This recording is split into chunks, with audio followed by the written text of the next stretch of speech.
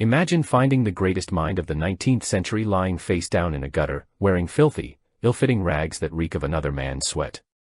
He isn't simply drunk, he is a broken victim of cooping, a savage practice where men were kidnapped, caged like animals, and poisoned with drugs to become breathing voting machines. This is not just a story of a writer's death. This is how a gang of political thugs stole the life of Edgar Allan Poe, for the price of a single ballot. On the 3rd of October 1849, the city of Baltimore was wrapped in a heavy, suffocating gloom that seemed to seep from the very cobblestones. It was a day marked by the chaos of local elections, yet the shadow that fell upon East Lombard Street held a silence that was far more terrifying than any political riot. The rain had been falling intermittently, turning the dirt roads into a slurry of mud and refuse, creating a dismal backdrop for a discovery that would haunt American literature forever. Outside the public house known as Ryan's Saloon, also functioning as a polling place for the 4th Ward, the damp air carried the stale stench of whiskey and tobacco. A compositor named Joseph Walker was navigating this treacherous landscape when his attention was drawn to a dark, motionless shape lying dangerously close to the open drainage. At first glance, the figure appeared to be nothing more than another casualty of the city's vice, a drunkard discarded by the tavern after spending his last coin on cheap spirits. However, as Walker approached the prone form, the situation revealed itself to be far more grim than a mere case of public intoxication. The man was barely clinging to consciousness, his body limp and unresponsive to the commotion of the voters passing nearby. He lay sprawled in the filth of the gutter, helpless against the biting dampness of the autumn day. When the stranger finally managed to lift his head, his eyes were glassed over with a terrifying vacancy, staring past the buildings into a void that only he could perceive. There was no recognition in that gaze, only a deep, swimming delirium that suggested a mind completely unmoored from reality. Walker leaned in closer, driven by a mix of concern and curiosity, and the shock of recognition struck him with the force of a physical blow. Beneath the grime and the pallor of impending death, he recognized the features of a man known across the continent. This was no anonymous vagrant, but Edgar Allan Poe, the celebrated genius of the macabre. The horror of the moment was amplified by the grotesque contrast between the man's reputation and his wretched physical state. The literary giant, known for his sharp intellect and fastidious appearance, was reduced to a trembling wreck in a Baltimore drain. But it was the details of his attire that sent a chill of suspicion through the witness. Poe was a man who prided himself on his appearance, typically seen in a well-tailored black coat and a velvet vest, maintaining the air of a Southern gentleman. Yet the figure in the mud was dressed in a mockery of that image, wearing clothes that were clearly not his own. He wore a cheap, stained coat made of thin alpaca that offered no warmth. The trousers were gray and badly fitting, hanging loosely on his emaciated frame, while his shoes were battered and down at the heel. To top off this bizarre masquerade, a dirty palm leaf hat lay near him, a stark replacement for his usual dark brim. It was as if he had been stripped of his identity piece by piece. His expensive walking cane was nowhere to be found, and the trunk containing his manuscripts and belongings, which had traveled with him from Richmond, had vanished without a trace.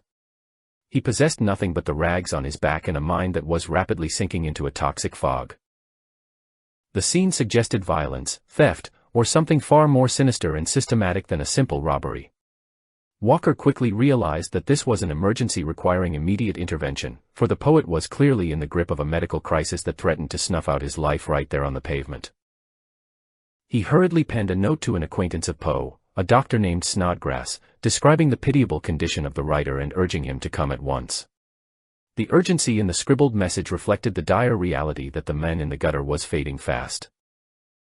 As the passers-by continued to hurry into the saloon to cast their votes, few paid any mind to the dying genius at their feet. The indifference of the city stood in stark contrast to the tragedy unfolding, marking the beginning of a dark mystery that would never be fully solved. This was the opening act of a tragedy, where the creator of detective fiction became the central figure in a case with no clear solution. The mist of Baltimore swirled around him, claiming him as its victim, leaving the world to wonder how the master of the written word had lost his own story so completely. To understand the absolute depth of the tragedy that unfolded in the gutter, one must cast their mind back a mere 6 days prior to a scene of remarkable promise. It was the 27th of September, 1849, and the autumn sun shone brightly over the city of Richmond, Virginia. the men who boarded the steamer boat that morning bore little resemblance to the ruin discovered later in the Baltimore mud, for he was standing tall, groomed with precision, and carrying the air of a gentleman who had finally conquered his demons.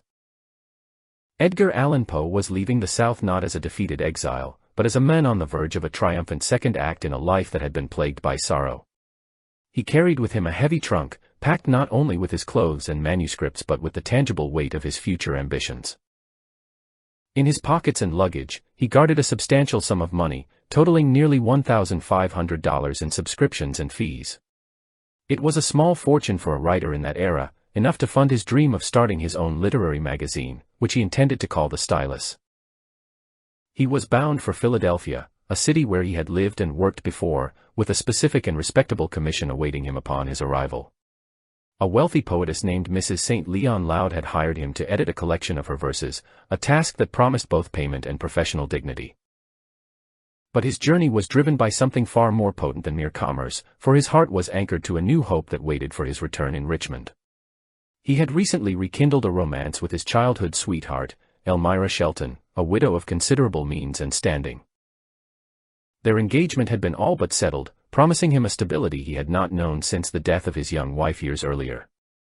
To prove his devotion and his fitness for domestic life, Poe had taken a decisive step that was meant to silence his critics forever. He had joined the Richmond chapter of the Sons of Temperance, a society dedicated to total abstinence from intoxicating liquors. This was not a hollow promise, but a public declaration of his intent to survive, witnessed by those who knew his struggles best. On the very eve of his departure, he had read a lecture on the poetic principle to an admiring crowd, his voice steady and his mind clear. He was a man who believed he had finally outrun the shadow of the bottle, stepping onto the boat with a sobriety that felt like armor. As the steamer pulled away from the dock, churning the waters of the James River, witnesses recalled seeing him in high spirits, waving farewell to his friends. He was a man traveling toward a wedding and a new career, putting distance between himself and the graves of the past. The journey required a transfer in Baltimore, a city that served as a major hub for travelers moving between the North and the South. The trip up the Chesapeake Bay was uneventful, a quiet passage of time where the writer likely watched the coastlines, planning the editorials he would write. He arrived in Baltimore on the 28th of September, 1849, stepping onto the wharf with the intention of quickly boarding a train to Philadelphia. It should have been a simple transition, a matter of hours spent in the city before moving north. However, the moment his foot touched the cobblestones of the Baltimore port, the narrative of his life fractured into complete silence. From that Friday afternoon, the man who was famous across America and Europe simply ceased to exist in the eyes of the world. For the next 5 days, not a single letter was written to his fiancée in Richmond or his aunt in New York. No friends in Baltimore reported seeing him, and he never arrived at the Philadelphia train station where he was expected. It was as if the earth had opened up and swallowed him whole, along with his luggage and the $1,500 he carried. This period of time, from the 28th of September to the 3rd of October, became a blank page in history. These lost days are the black hole of his biography, a void that no amount of research has ever been able to fully illuminate. One can only imagine the confusion that must have begun to ripple through his circle of acquaintances as the days ticked by without word. In Richmond, Elmira Shelton likely waited for a letter that never came, her anxiety growing with each passing mail delivery. In New York, his family waited for news of his safe arrival, unaware that he had never made it past the halfway point of his journey. The silence was absolute and terrifying, a stark contrast to the public nature of his life and celebrity. A man of his stature does not simply vanish in a major American city without a trace, yet that is precisely what occurred. Whatever happened during those 120 hours did not happen in the light of day or in the company of his peers. He fell off the map of respectable society and into a shadow world that left no records and offered no explanations. Historians have spent over a century trying to reconstruct the movements of a ghost, grasping at shadows and rumors. Did he meet old friends who tempted him into a tavern, breaking the pledge he had held so dear? Did the large sum of money he carried attract the attention of the criminal element that prowled the docks? Baltimore was a dangerous place for a solitary traveler carrying cash, a city of sharp divides and hidden dangers.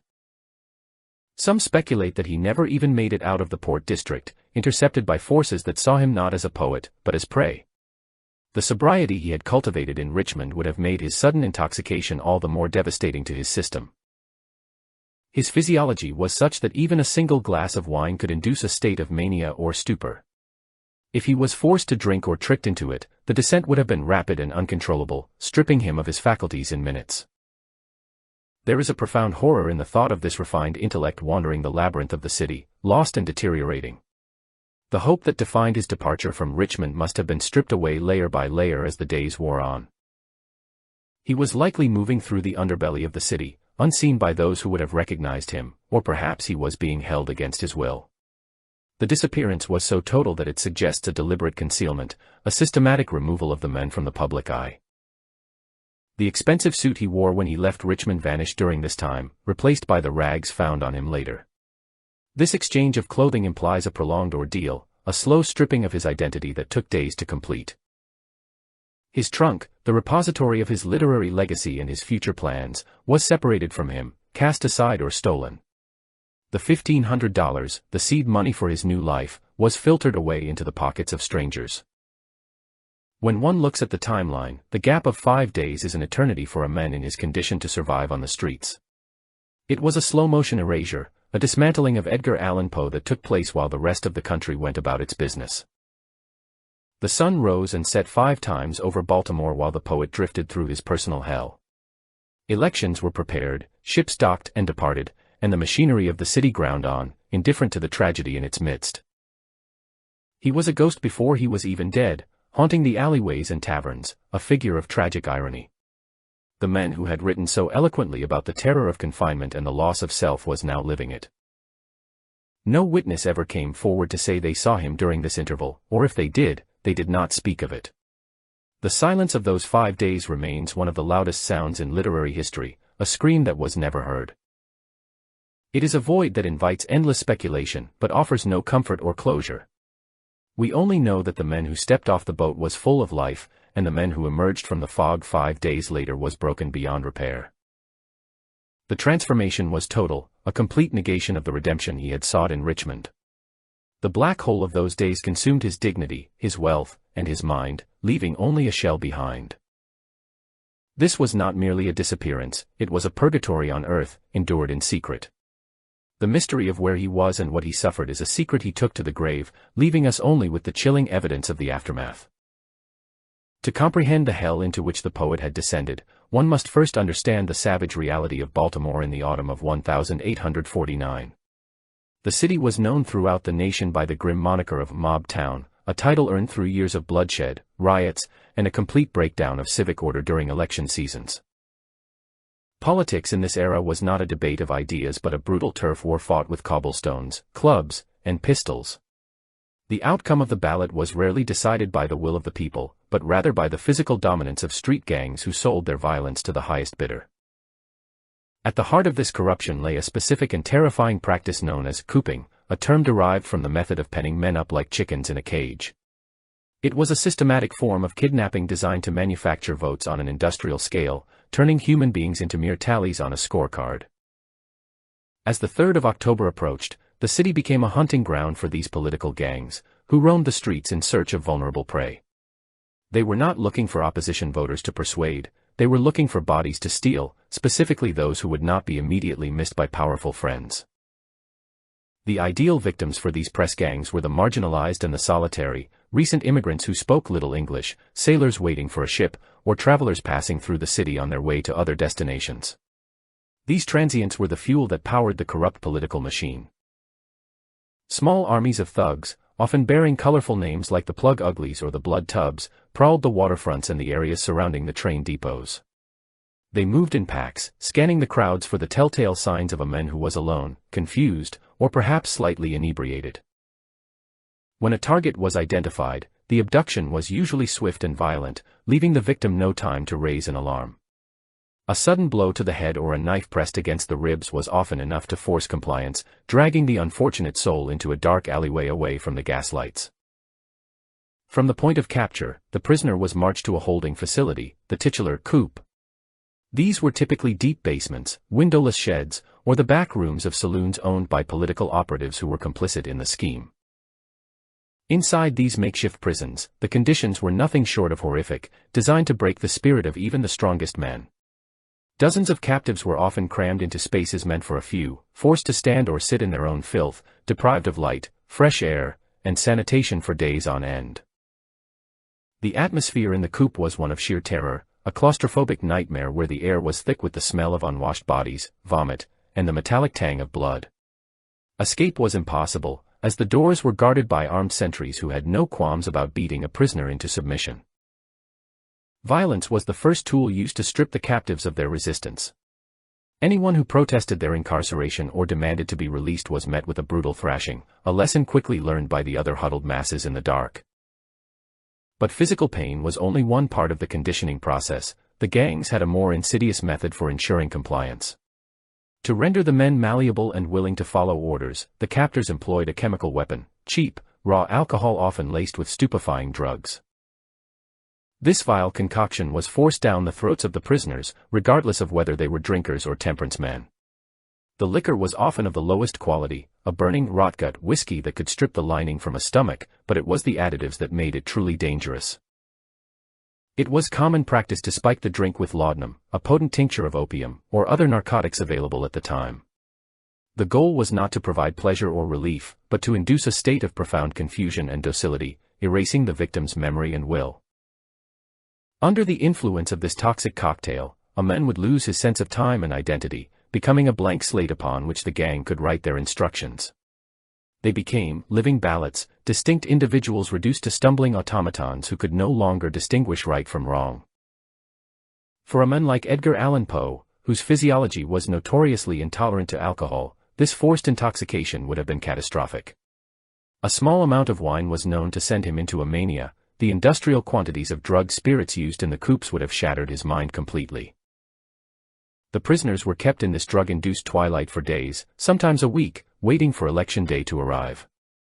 They were fed just enough to keep them standing, but kept drunk enough to prevent them from organizing a revolt or remembering who they were. When the polls finally opened on the 3rd of October, the doors of the coop were unbarred, and the operation moved into its final, frantic phase. The captives were dragged out into the daylight, blinking and unsteady, surrounded by their handlers who steered them toward the voting window. The process was a revolving door of fraud. The men were marched to a polling station, forced to cast a specific ballot for a specific candidate, and then immediately pulled back into the shadows. But a single vote per man was not enough for the greedy ward bosses. To maximize the utility of their prisoners, the gangs employed a simple disguise tactic. After the first vote, the victim was taken to a side alley or back to the coop, where his clothes were stripped off and exchanged for a different set of rags. A gentleman might be dressed as a farmer, a sailor as a laborer, or a merchant as a beggar.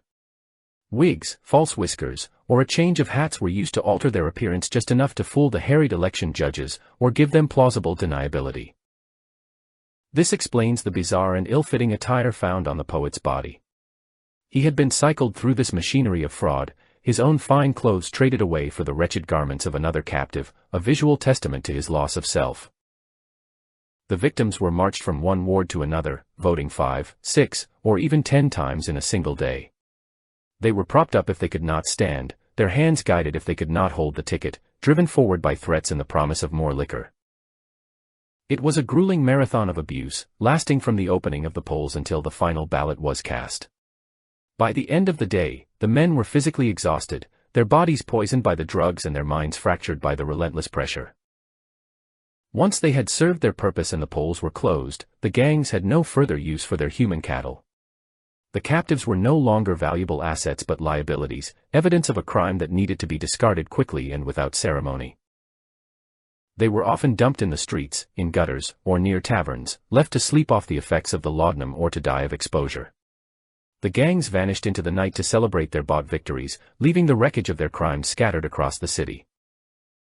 This was the brutal machine that likely ensnared the creator of the detective story. He was not a participant in the democracy of his country, but a victim of its darkest corruption, chewed up and spat out by a system that saw him only as a vote. The tragedy lies in the anonymity of the suffering. In the darkness of the coop, the genius of the 19th century was no different from the illiterate laborer beside him. Both were merely bodies to be exploited, their dignity stripped away by the ruthless arithmetic of power. As the fog of the drugs slowly began to clear, or perhaps as the final dose overwhelmed him, he was cast aside near Ryan's saloon. The election was over, the votes were counted, and the man who had once dreamed of literary empires was left to die in the mud, a discarded tool of political theft. Based on the consensus of modern investigation and the grim logic of the era, it is almost certain that the great writer fell victim to this precise and inhuman mechanism. The circumstantial evidence surrounding his disappearance aligns perfectly with the modus operandi of the election gangs, weaving a narrative that explains the inexplicable state in which he was found. He was likely intercepted at the train station or the wharf, perhaps while waiting for his connection to Philadelphia, a solitary figure who looked out of place in the rough tumble of the transit hubs. It would have taken only a moment of distraction, a friendly offer of a drink from a stranger, or a sudden ambush in a quiet corridor to seal his fate. Once he was in the grip of the gang, the nightmare began in earnest, transporting the poet from the world of intellect to a realm of brute force.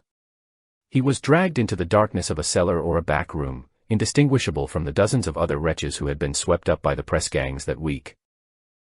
For a man with Poe's specific medical history, the forced ingestion of alcohol was not merely a tool of compliance, it was a chemical assault of the highest order. His body possessed a catastrophic intolerance to spirits, a fact well documented by his doctors and friends, where even a single glass of wine could trigger a descent into madness. The gang members, ignorant of their captive's identity and physiology, would have poured raw, adulterated whiskey down his throat with the same carelessness they showed every other prisoner.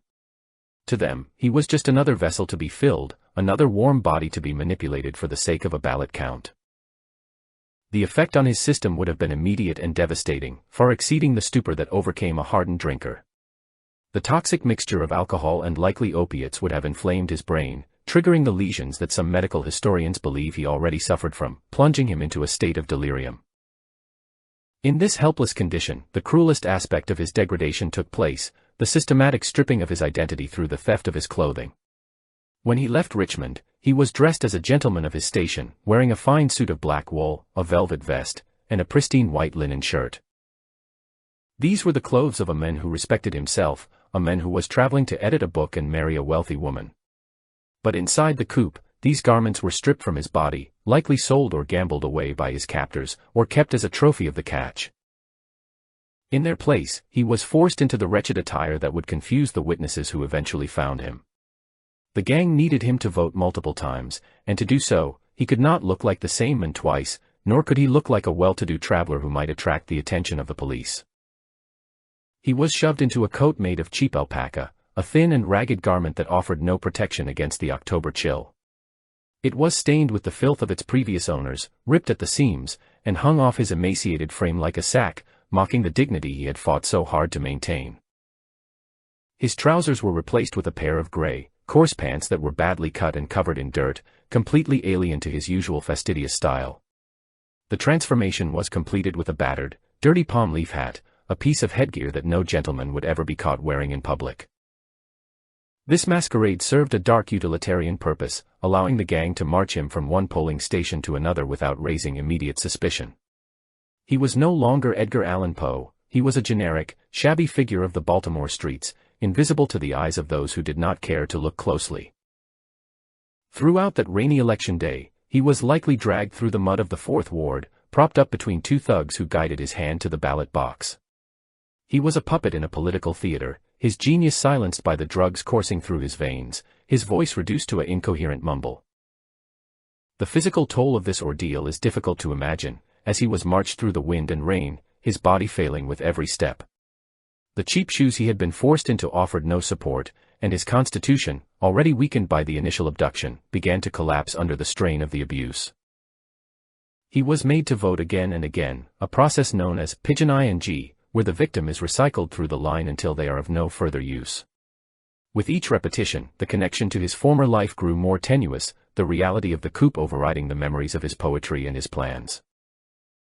The gang members would have seen only a trembling drunkard who needed to be kept moving, unaware that they were destroying a national treasure.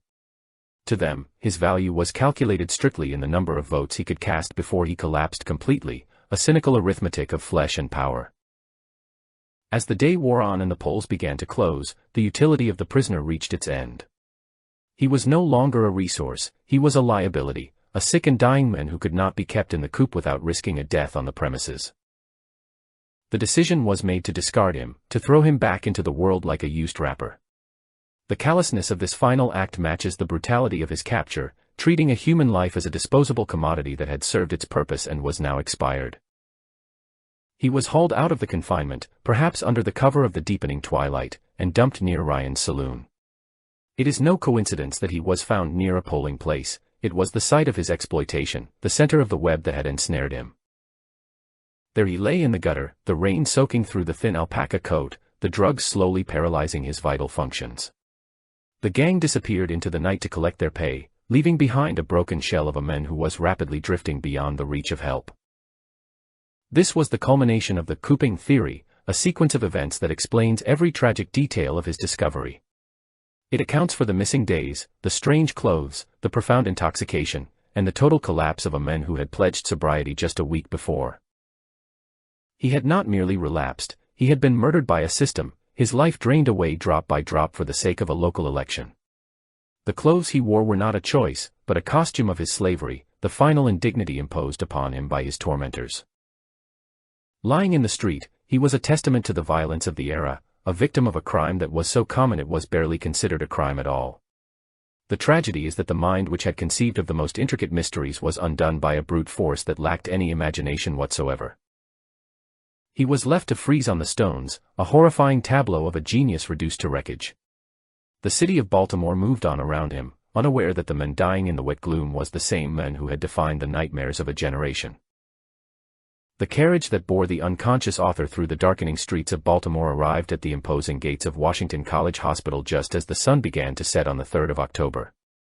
It was a fortress of red brick, a place where the destitute and the desperate were taken when there was nowhere left to go, standing like a sentinel over the city's misery. Edgar Allan Poe was not carried through the main entrance like a visiting dignitary, but was hurried into the ward reserved for cases of extreme intemperance and mania. The attendants who lifted his limp body from the vehicle struggled with his dead weight, maneuvering him up the stairs to the second floor where the barred windows overlooked the city he had once called home. He was placed in a room in the tower, a secluded space designed to contain patients who were a danger to themselves or whose screams might disturb the general population of the infirmary. The room was stark and clinical, stripped of any objects that could be used as weapons, a whitewashed cell that would serve as the final stage for his tragedy. Dr. John Moran, the resident physician, was summoned immediately to attend to the new arrival, unaware at first of the identity of the man lying in the disheveled heap of clothes. When he entered the room, he found a patient who was comatose, pale, and soaked in a cold sweat, his pulse barely fluttering like a trapped bird against his wrist. As the nurses stripped away the filthy, ill-fitting garments that had been forced upon the poet during his abduction, the doctor began to realize the gravity of the situation. This was not merely a case of drunkenness. The man's body was ravaged by exposure, malnutrition, and the toxic shock of whatever substances had been poured into him during the days of his disappearance. For the first few hours, the silence in the tower room was heavy and oppressive, broken only by the labored breathing of the patient and the distant sounds of the hospital settling in for the night. Moran kept a vigil by the bedside, watching for any sign of consciousness, but the writer remained lost in a deep, impenetrable stupor that suggested a brain on the verge of total collapse. When consciousness finally returned, it did not come as a gentle awakening, but as a violent explosion of terror that shook the very frame of the bed. The poet's eyes snapped open, wide and unseeing, fixed on horrors that only he could perceive in the shadows of the room. The onset of delirium was swift and merciless, a storm of neurons misfiring that plunged the genius of the macabre into a living version of his own darkest tales. He began to thrash against the restraints, his muscles tense and trembling, driven by a fight-or-flight response that had no basis in reality. Dr. Moran watched with a mixture of clinical fascination and profound pity as the brilliant mind, which had once constructed the most intricate puzzles of logic, was reduced to a chaotic whirlwind of fear. The writer was no longer in Baltimore. In his mind, he was trapped in a burning pit, or sealed behind a brick wall, or drifting on a black ocean without a shore. He spoke to people who were not there, carrying on frantic, one-sided conversations with the ghosts of his past. He pleaded with his wife, Virginia, who had been dead for 2 years, begging her to wait for him, his voice cracking with a grief that was fresh and raw. At other times, he seemed to be arguing with his publishers or his critics, defending his work against invisible accusers who surrounded his bed.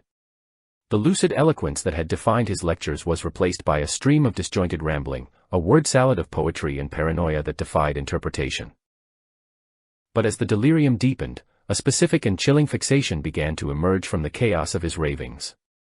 The poet began to call out a single name, over and over again, with a desperation that echoed down the sterile corridors of the hospital. "Reynolds," he screamed, his voice rising to a shriek that made the nurses pause in their rounds. He did not call it once or twice, but incessantly, a mantra of doom that seemed to hold the key to his torment. "Reynolds. Oh, Reynolds." Dr. Moran and the staff were baffled by this fixation, searching their memories and the hospital records for anyone who bore that name. Was he calling for a friend who had abandoned him? Was he crying out the name of one of the thugs who had trapped him in the coop? Some historians later speculated that he was remembering Jeremiah Reynolds, the polar explorer whose writings had inspired Poe's only novel, The Narrative of Arthur Gordon Pym. In his dying mind, perhaps the poet was imagining himself on a ship bound for the South Pole, sailing toward the great white cataract of the abyss.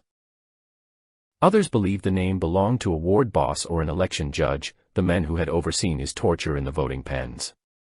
In this interpretation, the scream was an accusation, a final attempt to name his killer before the power of speech was taken from him forever. Regardless of the truth, the name Reynolds hung in the air of the tower room like a summoned demon, but no man of that name ever appeared to answer the call. The tragedy of the scene was amplified by the futility of the request. The writer was crying out for a savior or a tormentor who existed only in the fractured landscape of his memory. The doctor attempted to soothe his patient, offering water and speaking in low, calming tones, but the poet was beyond the reach of human comfort. He pushed the cup away, his throat seizing in a spasm that suggested the early stages of hydrophobia, though no bite was found on his body. For 4 agonized days and nights, this cycle of screaming and exhaustion continued, a grueling marathon of suffering that wore down his physical reserves. The man who had defined the genre of psychological horror was now the victim of the ultimate psychological breakdown, trapped in a cage of his own making. There were brief, heartbreaking moments of clarity where the fog would lift for just a second, revealing the terrified men beneath the madness. In one such instance, he looked at Dr. Moran with eyes that were suddenly clear and asked if there was any hope for him. When the doctor hesitated, trying to find words of encouragement, the poet's face crumpled into an expression of utter despair. He reportedly whispered that the best thing his friend could do for him would be to blow his brains out with a pistol, a stark admission that he knew he was broken beyond repair. He asked for his friends in Richmond, for his fiancée Elmira, but the distances of the 19th century made their arrival impossible in time. He was dying among strangers, tended to by a young physician who barely knew him, miles away from the women who had loved him. The isolation of his final hours was absolute. He was a celebrity who had been stripped of his public persona, a genius reduced to a patient number. The walls of the hospital closed in on him, becoming the walls of the House of Usher, cracking and ready to fall into the tarn. By the 4th day, the violent energy of the delirium began to fade, not because the fever had broken, but because the body simply had no more strength to fight. The screaming subsided into a low, incoherent muttering, a continuous stream of sound that was more disturbing than the shouts. He picked at the bedsheets with trembling fingers, a classic sign of approaching death known as carphalogia, as if trying to grasp at threads of reality that were slipping away. His breathing became shallow and irregular, the pauses between breaths growing longer and more terrifying for those watching. Dr. Moran stayed by his side, recording these final symptoms with a diligence that would later become the primary source for all biographies of the death. He noted the pallor of the skin, the glazing of the eyes, and the cooling of the extremities as the circulation began to fail. The hospital ward was quiet now, the other patients asleep or silent, leaving the poet to face the end of his journey in the dim light of a gas lamp. The shadows that he had feared all his life were finally gathering around his bed, waiting to claim him. He had spent his career exploring the borderlands between life and death, the twilight zone where the soul lingers before the final departure. Now, he was crossing that border himself, not with the dignity of a philosopher, but with the agony of a man who has been hunted down. The name Reynolds was no longer on his lips, the hallucinations had likely dissolved into a final, gray emptiness. The terror was passing, replaced by the cold numbness of the grave, the premature burial he had written about so often now becoming a metabolic reality. He lay still, the great engine of his imagination slowly grinding to a halt, the fire that had burned so brightly in American literature flickering out in a cold hospital room. The doctor checked his watch, marking the passage of time, knowing that the dawn would bring no relief, only the final punctuation mark on a life of sorrow. The heavy curtain of night began to lift over the city of Baltimore on the morning of the 7th of October, 1849. It was a Sunday, a day of rest and worship, yet inside the walls of Washington College Hospital, the atmosphere was heavy with the impending arrival of death. The violent storms of delirium that had racked the poet's body for days had finally subsided, leaving behind a silence that was absolute and terrifying. Edgar Allan Poe lay motionless on the narrow hospital bed, his frame so wasted and slight that he barely made an indentation in the mattress. The frenetic energy that had driven him to scream at invisible demons was gone, replaced by a profound exhaustion that signaled the total depletion of his life force. Dr. John Moran, who had scarcely left the patient's side, watched the final grains of sand slip through the hourglass, knowing that medical science had nothing left to offer. As the clock ticked past 5 in the morning, a subtle change came over the dying man, a momentary clearing of the internal fog. He turned his head slightly on the pillow, his eyes losing their wild, hunted look and settling into a gaze of quiet resignation. The phantoms of the past, the dead wife, the harsh critics, the terrifying hallucinations of the coop, seemed to recede into the shadows of the room. In this final moment of clarity, realized or instinctive, the man who had peered deeper into the darkness of the human soul than any other writer of his age spoke his last. His lips moved, dry and cracked, and he whispered a simple, humble prayer that would echo through history: "Lord, help my poor soul." It was not a cry of terror, but a plea for the peace that had eluded him throughout his turbulent 40 years of life. With those words, the chest of the genius heaved one last, shallow breath and then settled into stillness. The heart that had beaten with the rhythm of the telltale heart, and the sorrow of the raven finally ceased its labor. The room was plunged into a profound stillness, the only sound being the distant tolling of church bells calling the faithful to prayer, unaware that the high priest of American literature had just departed the world. The death of Edgar Allan Poe is a tragedy that transcends the mere loss of a talented individual. It is a cultural wound that festers because of the manner in which it occurred. There is a natural desire to ascribe his end to something grand and mysterious, fitting for the master of the macabre. We want to believe in a duel at dawn, a jealous lover's poison, or a supernatural curse that finally claimed its victim. However, the brutal truth is far more disturbing than any Gothic fiction he ever penned. The horror of his death lies not in its mystery, but in its devastating banality. He was not killed by a nemesis worthy of his intellect, he was extinguished by the crude machinery of local corruption. The evidence points overwhelmingly to the fact that he was simply debris in the gears of a political fraud, chewed up and spat out without a second thought. The anger that rises when contemplating this history stems from the sheer cynicism of the perpetrators. The men who grabbed him on the street, the thugs who shoved him into the coop, and the ward bosses who ordered his intoxication did not know who they were killing. To them, he was not the author of The Fall of the House of Usher, he was merely a warm body, a vessel to be filled with liquor and marched to the ballot box. They looked at one of the most brilliant minds of the 19th century and saw only a single vote, a tally mark to be stolen for a petty local election. There is a monstrous disproportion in this exchange, a lifetime of genius, a legacy that would define modern literature, traded for a fraudulent ballot that would be forgotten within a week. It is a transaction so grotesque that it defies comprehension. The clothes found on his body, the cheap alpaca coat and the dirty trousers, stand as the ultimate symbol of this degradation. They were the uniform of his enslavement, the physical proof that his identity had been stripped away and replaced with that of a generic vagrant. He died wearing the costume of a nobody, hidden beneath layers of filth imposed upon him by men who were not fit to polish his boots. This was a crime of opportunity committed by people who viewed human beings as disposable tools. They utilized the Cooping system with the efficiency of a slaughterhouse, indifferent to the suffering they inflicted. The fact that their victim happened to be Edgar Allan Poe was, to them, completely irrelevant. He could have been a sailor or a beggar, and their actions would have been exactly the same. The final emotional reaction to this story is a potent mixture of fury and profound sorrow. We are left to rage against the randomness of the universe, where a mind capable of constructing the most intricate intellectual puzzles was destroyed by the blunt force of stupidity and greed. It forces us to confront the fragility of greatness in the face of systemic cruelty. His life was stolen not by a grand villain, but by the collective apathy of a society that allowed such barbarism to pass as politics. The mystery of his death is not a puzzle to be solved, but a crime to be mourned. He was murdered by the city he lived in, sacrificed on the altar of a corrupt democracy that cared nothing for art or dignity. As the sun fully rose over Baltimore on that Sunday morning, the city woke up and went about its business, oblivious to the magnitude of the loss. The thugs counted their blood money, the politicians celebrated their rigged victories, and the body of the poet lay cooling in a hospital tower. He had asked the Lord to help his poor soul, perhaps because he knew that the world of men had offered him no help at all.